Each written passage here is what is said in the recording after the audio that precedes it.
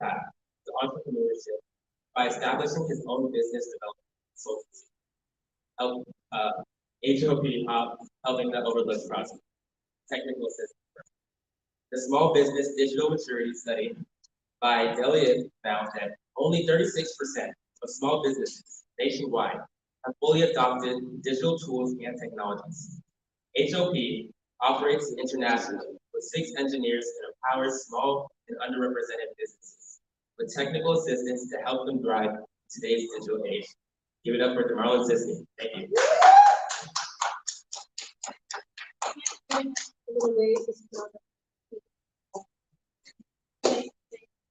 Now I'm going to be talking a little bit about this. Very much. So Christopher Lee is from a small local town. Somewhere on Mississippi.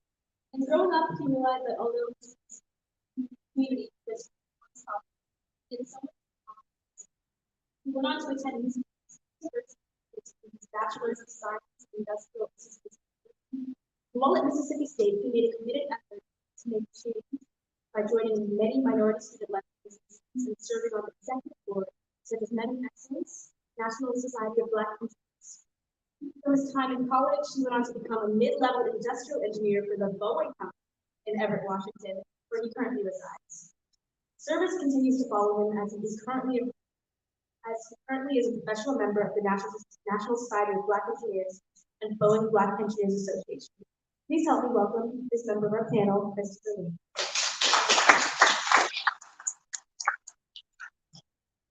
Now I'm going to be introduced to Denai was born and raised in the South. He was a proud first generation recording listener. He has moved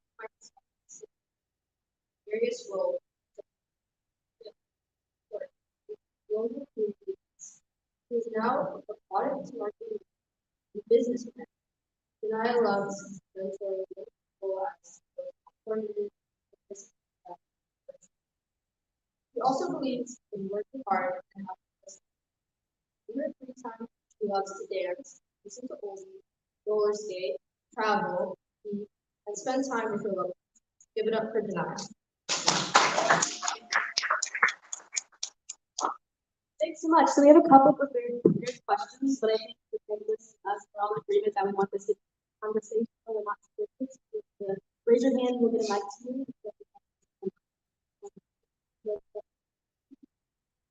Okay, our first question is, what inspired each of you to career in technology? How did you get started?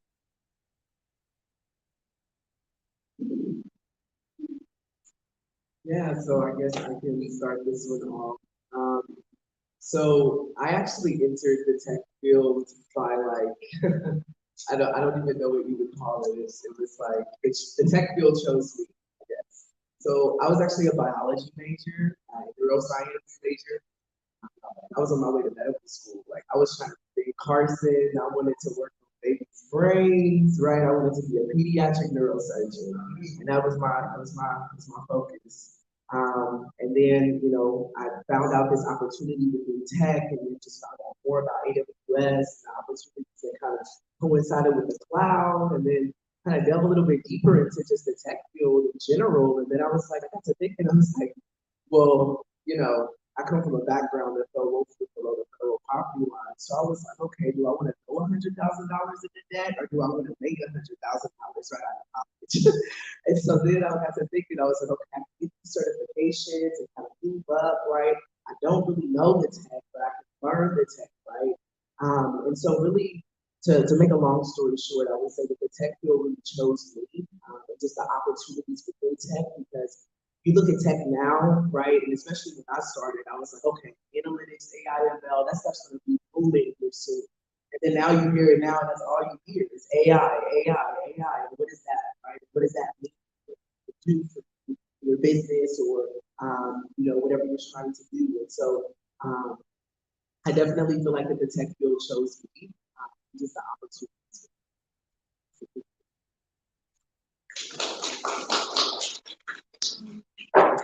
I am just gonna piggyback. I'm gonna say +1. So I feel chose. My middle school, I went to a school center applying for technology. I just love it. High school and some programs that involve technology and stuff. But I was in the health field too. Like somewhere in high school, I decided that I wanted to be in the health field. Honestly, I don't know. I think it was like a safe choice, you know, kind of like going up a career area and say, like doctor, something like that. So, when I went to college, I also studied like teaching, and I wanted to work with kids. And then, like you said, like I feel like it just chose. I was like, actually, let's back it up a little bit and let's go back to my roots and figure out what it is that I naturally into. I've always been on computers, always been on like my phone. We're like the generation of like technology in a sense, so it kind of like naturally we gravitated towards that. And my journey with Microsoft, so I was still in college while I was working at Microsoft. I worked in the retail stores, and to get to like the corporate level, I just found out about the program.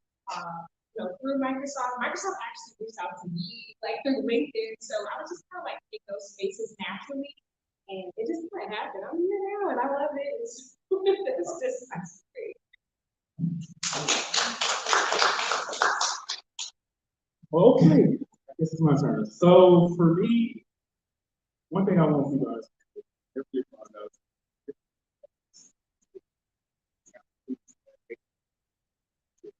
and I got to remember all of work down and put right there. Example was still like it's supposed to be. And so I understood that I would. And I also love talking. So I was like, how can I put these two things that I care about into something that because I'm not going to college, right? So going to high school, I had a teacher that I literally loved. I had her for three years back to back. One in high school. He was a listener. So I love her. I love how she worked throughout. And right. And so when I got to college, I understood that's what it was for me. But it doesn't, business segments, but also utilize the mind. And so at that particular time, I realized that very far with this is something that is going to be for the years to come when technology moving every single day, like with AI. So eventually got here, and like they said, it kind of chooses you, but at the end of the day, you really just have to listen to what am I passionate about and how can I make it into a career that can actually benefit.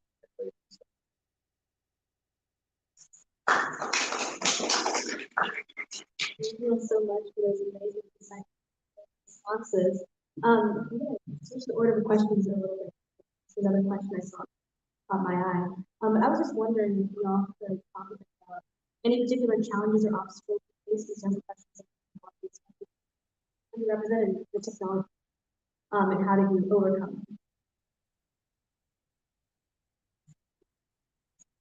I'll start this one. So I believe one of the things coming into this tech field that I realized everyone's journey here is a little bit different. And some people may come in with different,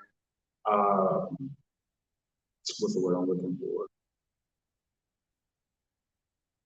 Everyone might come in with different skill sets that they already have. But once I understood that it's not about how you start the race, but how you finish, that's something to propel me to get that extra help. So whenever I began started working, I reached out to individuals who had this skill set, who had this particular type of knowledge, and I allowed them to be my A1, my person that I was going to every single day. And I continuously learned, I continuously had the growth mindset, I continuously tried to innovate and create more and more knowledge that I can actually use. And so from that particular standpoint, you can come into a situation and not have everything that you need, but it's about the mindset that you have to actually gather the information that can take places from that particular point.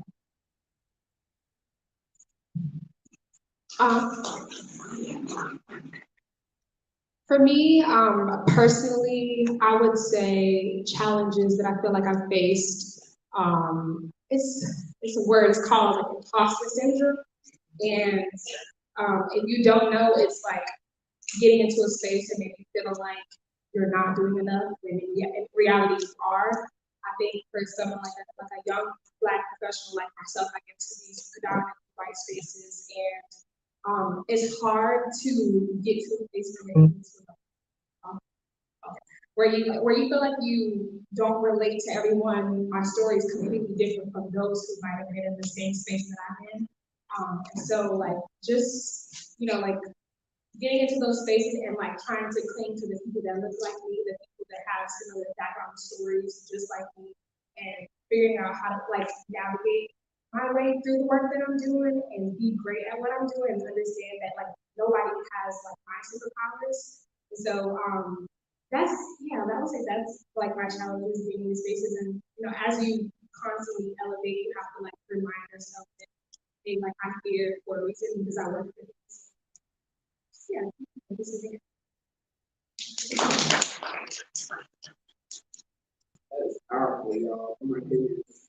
Imposter syndrome, and then knowing when to say that you need help, and then being able to pick.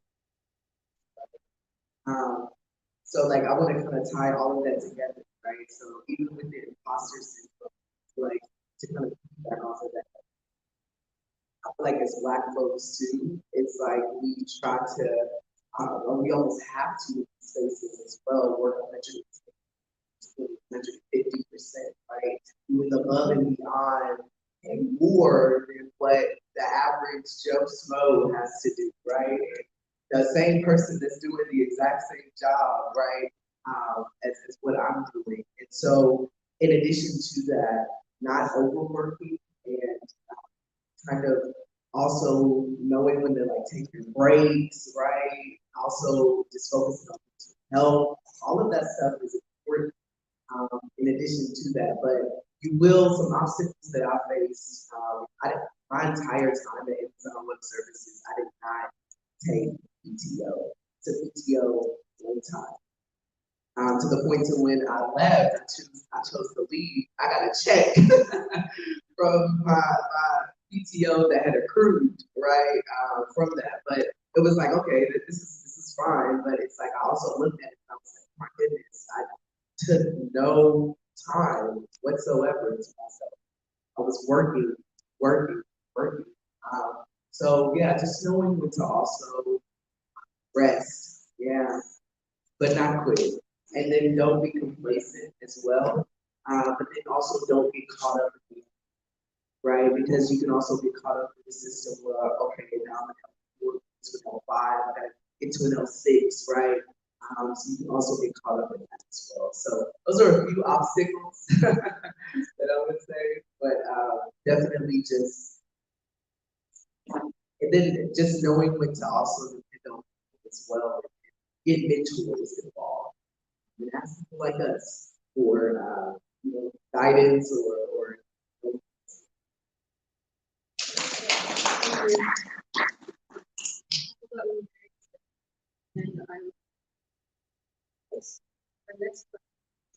Highlight some for your comments.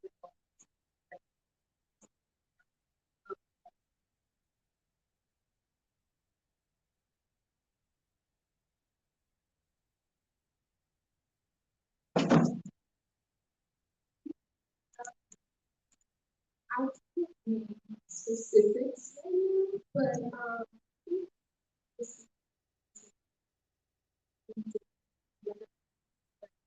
I'm sorry. And so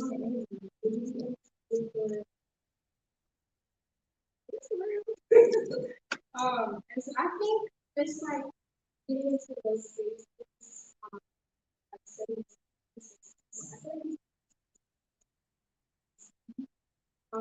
so definitely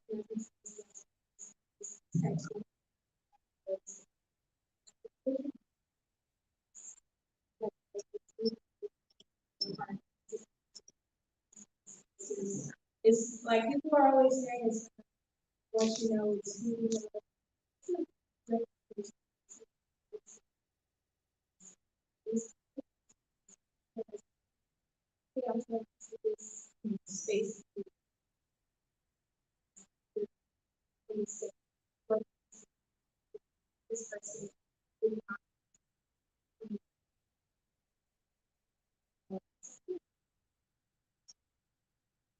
Yes, I love that. And certifications as well, right? That also your your network is your network, right? And what do I mean by that? So I'm gonna be completely honest with y'all. 300,000 tech jobs came to Seattle in the past 5 years. What percent y'all think?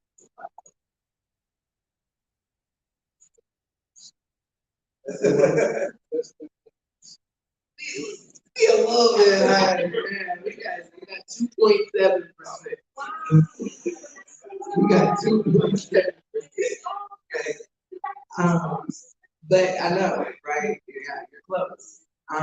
And so that's due to lack of access. I'm a firm quote by Layla Janab. She's a famous entrepreneur that says all too often talent is opportunity, right? So the talent is there, but the opportunity to that is not always there, right? So it's opportunity, but it's also access to that knowledge and the knowledge, right, around you. So your network is your network, right? So, for example, they have a whole AWS skills center downtown. You can go in and get free training that you can get, go in and like interact with the different things around the cloud, and, take different sessions, meet people, actual AWS people in person, right? And it's free to be able to do this, right? And network. But it's like people don't really know about these opportunities and things like that. But again, you can get in touch with people like us and things like that to be able to get these resources and having things like this. This is why we're doing this, right? But I use this as an example because it's right there where you can network for those individuals, learn more on how to apply, get involved, right? Gauge interest around if this is what you want to do. But then getting to that as well, certifications. A lot of people also see certifications. Certifications can really differentiate. I was able to be in my role, I was an L6 analyst and AIML specialist like a year and a half starting at Amazon Web Services. I was able to work my way up to the sales order, like 6 months of inbound and outbound.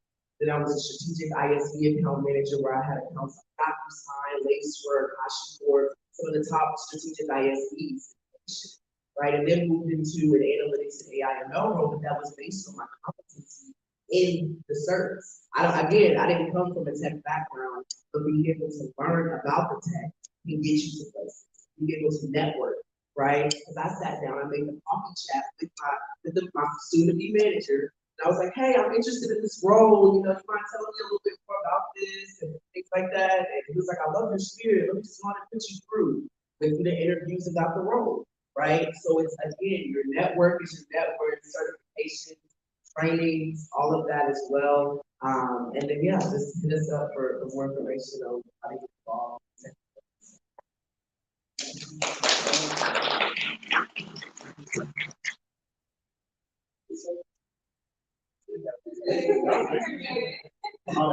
Just to add a little more clarity, for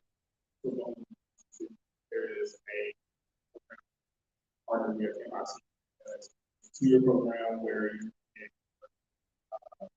VA and other. The way I was even able to hear about this, I went out and seeked another mentor in another program. So when we talk about your network, we never know what is out there. And that's the biggest thing that I have to speak up.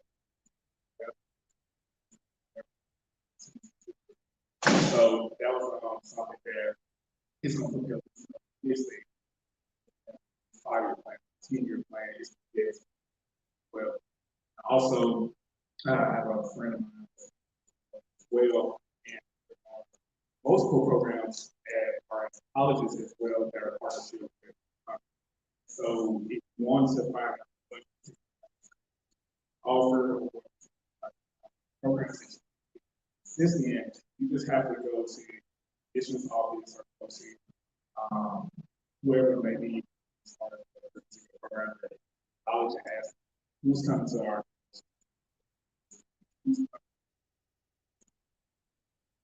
in the position, in the room, who knows what's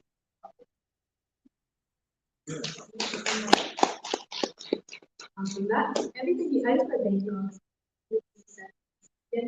all these skills and things you're mentioning are so relevant to all people. I really appreciate that. I feel like it also kind of connected to everything you said. I used to be really interested in tech, but I found myself a little discouraged at times because I struggled in my comp sci classes.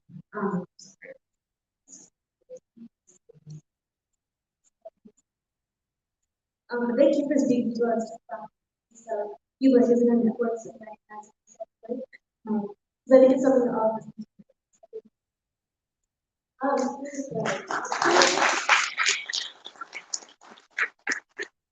now I'd like to open it up to the audience for any questions. So we get that. But if anybody in the audience has any questions, I just like have a conversation.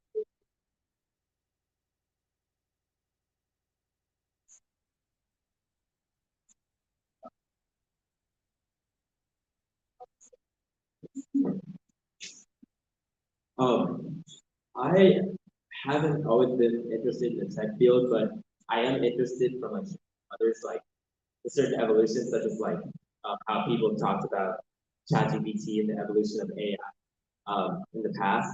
So I'm just wondering if there are any other exciting projects or evolutions that you see right now that you're excited about, or potentially not excited about, or could be like fearful of.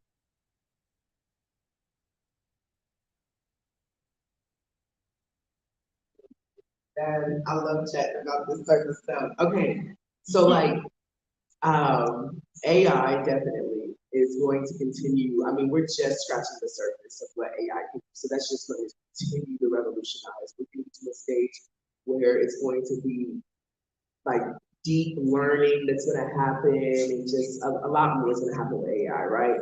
Quantum computing is coming up. That's going to be something that's huge as well. AR, VR, right? You know that Apple is about to release their augmented reality glasses, right? To actually conceptualize the whole computer just through the headset, right? And then there's other ones that are out as well, but not to the caliber of what they're about to because it's augmented reality and then there's virtual reality, but it's a little bit different. And then I would say what Amazon is doing, a lot of people don't know about it, but it's called Project Kuiper. Starlink is also doing it, Tesla, Elon Musk, but it's essentially satellites that they're sending up. It's 3,336 satellites that Amazon is sending up into orbit. And this is a 3-year-long project that's about to take place. But by the end of it, we will have global Wi-Fi to where there's just for pennies on the dollar. And it's essentially just like you just pay for the Wi-Fi and it's just in the air, right? And it's basically the whole goal is to democratize access to Wi-Fi in underserved areas, right? Because you look at places like Africa, you look at places like Peru and Argentina and places like that, and even here, right here in Seattle, or well, like 80 miles outside of Seattle, they don't have access to internet, right? They have to like go to coffee shops and sit in the parking lots and like go outside of places just to get access to internet, and that's like 80 miles right outside of our city. And so be on the lookout for that too. But I would say it's nothing to really be fearful of. A lot of people will say, oh, this AI thing is going to take all of the jobs. I will say a statistic that's out. AI will replace 87 million jobs in the next 5 years. But it will create 92 million jobs. So I'm a firm believer that it's not AI that's going to replace everybody's jobs. The people that can actually utilize AI to their advantage, that's going to replace jobs, right? And be able to maximize the opportunities around that.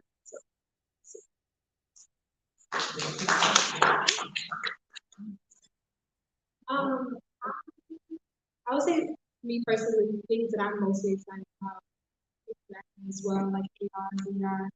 AI is just like you said, scratching the surface. There's so much to choose from, and I think I'm just excited to see what's produced outside of what's already. And I don't think like it should be fear attached to it. It's like you just have to adapt to what's going on. Realistically speaking, it's going to happen anyways, whether you like it or not.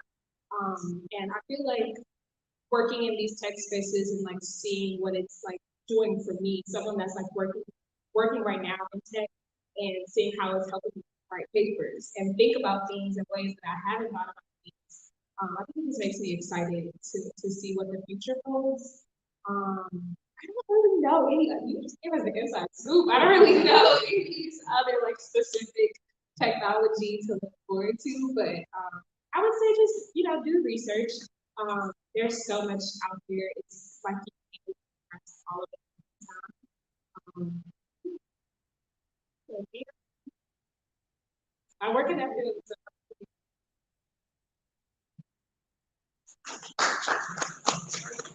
I'll just piggyback off of it as well. I think the biggest thing to it too is differentiating the versions of technology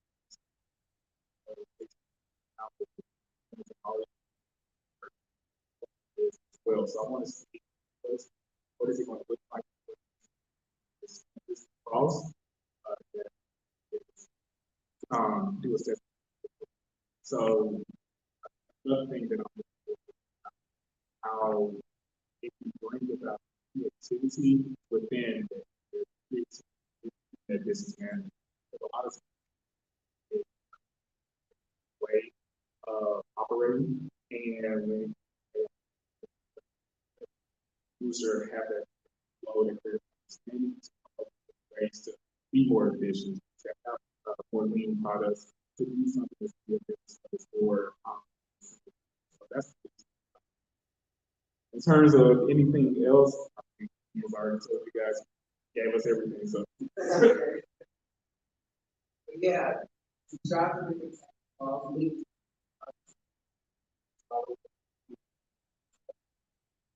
Yeah, let us know. Thanks. Oh.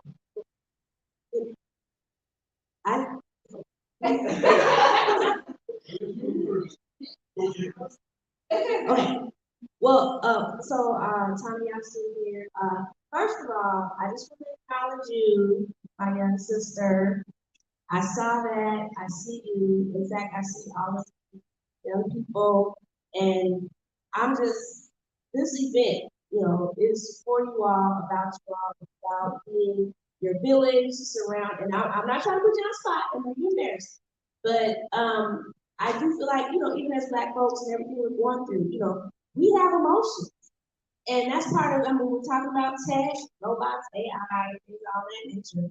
But we're human. We have emotions, we have feelings. And I felt that, and to say, because like we're saying, in these spaces, and even in these tech spaces, you're saying you're in school, you're trying to get it, and things happen, and something happens to you, that causes an emotional reaction. I embrace you. I think we all embrace you, and we just want you to know that we are here. We now even have some mentors here at this table that just for whatever reason, just reach out. We're here for you. That's what. So my question is, with what so many young people are already doing with their intellectual property, with a lot of what they're doing, Instagramming and TikToking and all those type of things, and you're already kind of using that. I feel like those are transferable skills. And how can they learn? So they're learning it and using it for just social media for fun or whatever. But how are ways that they can really get to monetize or really get to think of how to take these things they're already doing that they're probably not even considering, like this is work. This is a platform. And instead of giving it away for free to TikTok and all those things, find a way to how to capture that and monetize. What is some advice you all can give them as far as those transferable skills that you already have? Yeah, I want to hear from the social media queen herself, okay? Miss Janaya, like, yes, I honestly. Yeah, so very interesting point that you made. I think that's a beautiful way to put it. You said it's properties. And at the end of the day, like whatever you're on that allows someone else to look, watch you, it's your brand. Like it's you. And I think again, like paying attention to things you can actually gravitate towards, the things that you absolutely are good at, and the things that you I'm not a big advocate for turning every single hobby that you have into like monetizing it. Only because sometimes like love and you'll never work again. Sometimes like life and there's so much like advancement and craft inside of it is to make it so people too expensive. But if you feel like I feel like there's so many people out there monetizing themselves on all different types of gear that like talking to a microphone with food in their mouth and like they're making money, you know what I'm saying? Like things like that. And so advice I would say is really just like I would say believe in yourself if it's something that's crossed your mind and it's up to you to kind of like take it serious. There's more resources to the university. There's probably like 1,000 other people that are doing the same exact thing that you're doing. So don't let it discourage you. I would say what else? Like, like I would say just go after it. Do your research. And there's ChatGPT, hello, like you don't have to think of anything on your brain anymore. Literally just, hey, I'm thinking of this and tell me what step by step to get to this point. And I think that it's about pacing yourself. It's about having the discipline and recognize in order to kind of like go on to that successful action. It's never like a overnight, one step in a part kind of thing. Truly, like anything else that you work for, your jobs, your schoolwork is gonna take work and time. Obstacles are gonna come your way, and it's up to you to kind of make sure that you really want it, or it's obstacles, right? So just go for it. I guess don't think too hard about it. Don't think too hard on yourself. And if it doesn't work, then you try it versus like it's always been a thing that just kind of so that would be my advice. Yes. I think my advice would be anything that you do is a mistake. And I understood that whenever how do I apply for a job?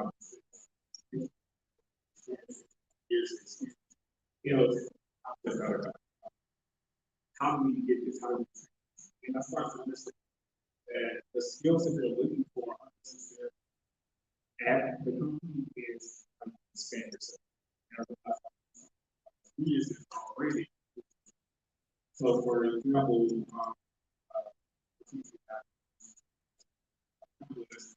we are particular social media was doing all right. So I'm doing different types, and not ads, but different types of posts that were engaged my audience, different things like that, and what I was for capitalism. All right, so every social media you have to who's on resharing it, how long did you look at it? Understanding the business behind that. Business outside to capitalize. So from that, we were able to get started. So then my biggest advice is that anything that you do can be an extension of how you value yourself. Whenever you value yourself and your value work, you try to be in that and put that on your resume so what's your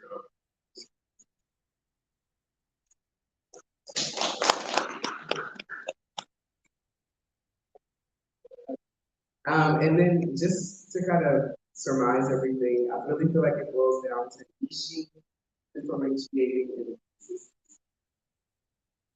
So niching yourself, really understanding what you're good at, and then getting into a field that, you know, is a vertical, right? Or a business line, right? And what do I mean by that? So, you know, a lot of people don't understand, okay, you're cooking every day. That's something that, you know, you can do it on TikTok or on social media, right? Cooking meals every day, and showing how to cook those.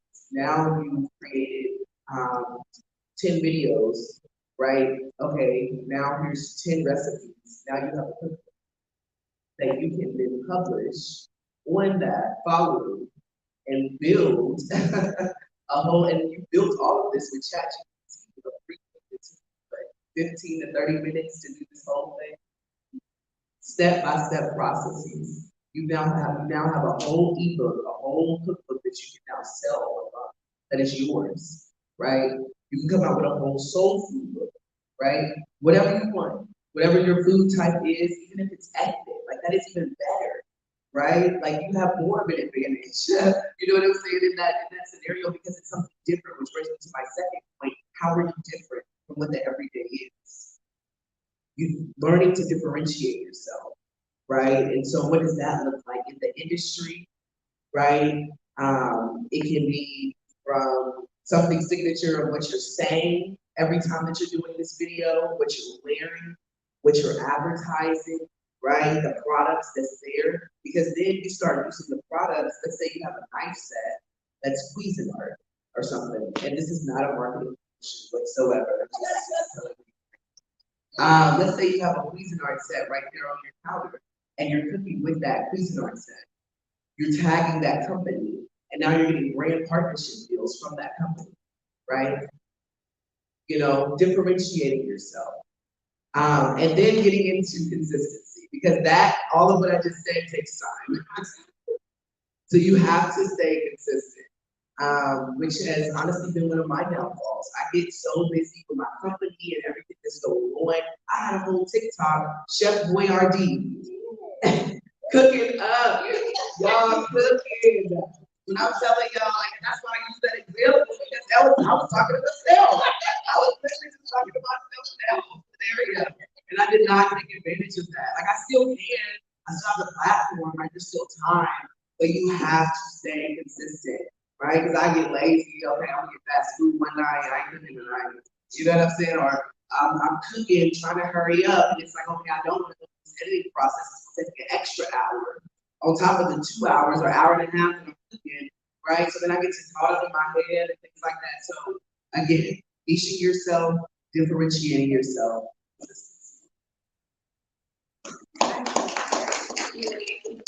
All of what he just said, which is place, that's where a lot of these things fit. And so I think really sets people apart. I would start with not a lot of things. So really just like not getting discouraged. Even when you know, okay, Chef Larry, you can pick it back up tomorrow. So I really think just continue to like figure out, like get a support team that, you know, like believe in your dream. Like, I say, hey, I'm gonna write a book, they're gonna be like, okay, what you want it to be about? When you plan to publish it, it's like hold to account. People around. Like, I love to find people that inspire me and use fuel for me in the long run. Not as competition, because where you would nobody can. So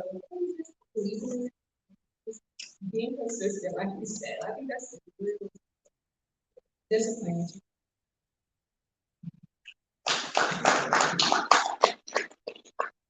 Well, first of all, I was going to say, thank you for being here. And for all of you doing 9 days, 3, 6, 5.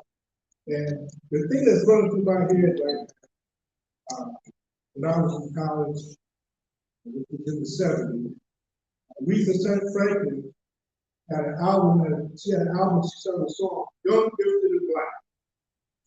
And I was just thinking about Young Gifted and Black. But I'm also thinking about you the word influence. And of course, there's influence here and there.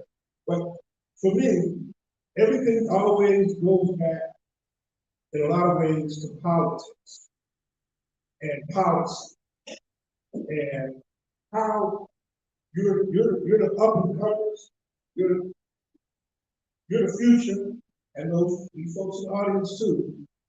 How to take the tech and your ability to communicate that, influence our community to really get engaged in it, but also what strategies do you think about to use to influence the people who actually have the power? Because most of the people that make laws, that pass policy, don't know nothing about it.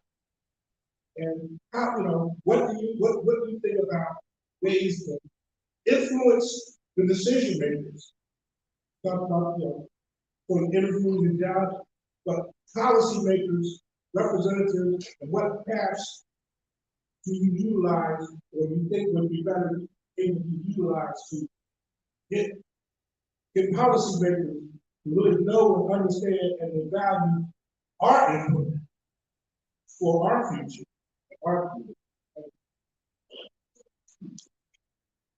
Yeah, I just want to touch on that actually. So that kind of goes back to what I was talking about earlier, just with the opportunity and having the opportunity, right? And so a lot of people don't know about this program, and I'm about to do a shameless plug called the Get Engaged program.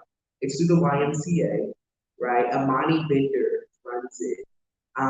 But you can essentially get a spot to be a commissioner of the state, right? A Washington State commissioner. And so I went through the program and got basically inducted with the city council and with the mayor for the Citizens Technical Advisory Board. So you can choose the niches that you want to get involved in. And they have a whole tech division that focuses on digital equity, on making policy for people of color that's rooted in technology. They have a whole council behind it, right? It's like, but it's focused on the Get Engaged program because these people that are doing this, as you said, they're above 35. They're 40, 50 years old, you know what I'm saying? Which is not old, nothing bad like that. But I'm saying, as far as like making policy and like keeping in the new, like you have to have younger generations at the table, right? That's why we're having something like this. Because all too often, even with like, celebrations like this, the youth is left out. But in this event, we're incorporating. So I'm saying you have to maintain the youth and ensuring, and shout out to Ms. Tanayasu for incorporating the youth and being over the youth, right? But yes, I'm saying that to say, and shameless plug again, Get Engaged program. I love y'all to get involved, anybody, but that's from, I think it's 18 to 24 or something like that, or 25. But yeah, things like that to actually be a part of the decision-making process, be part of the equity side. So I totally agree. Because in order to positively disrupt the system, you need to be a part of the system, right? So. Yes. All right, can we give our panel a little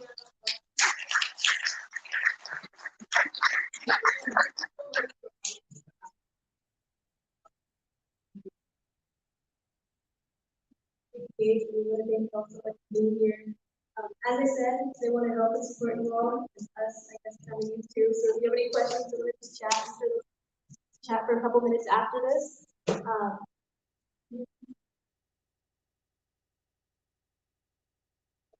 Who's our rep today? No, there's one more session and it's me.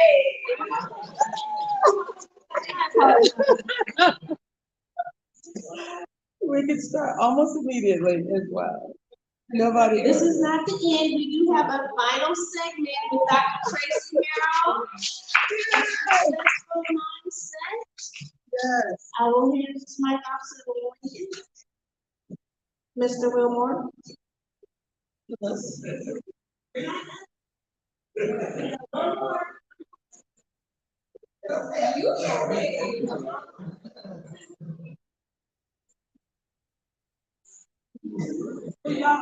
Give me the mic.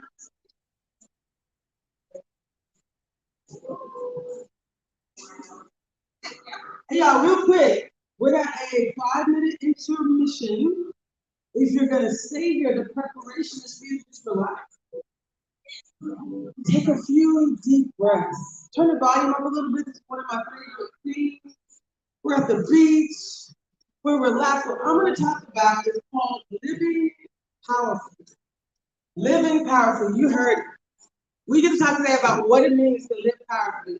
Take a deep breath and just think about, I'm gonna ask a few of you, what does living powerfully mean to you? So 5 minutes, we're back in 5 minutes. Thank you.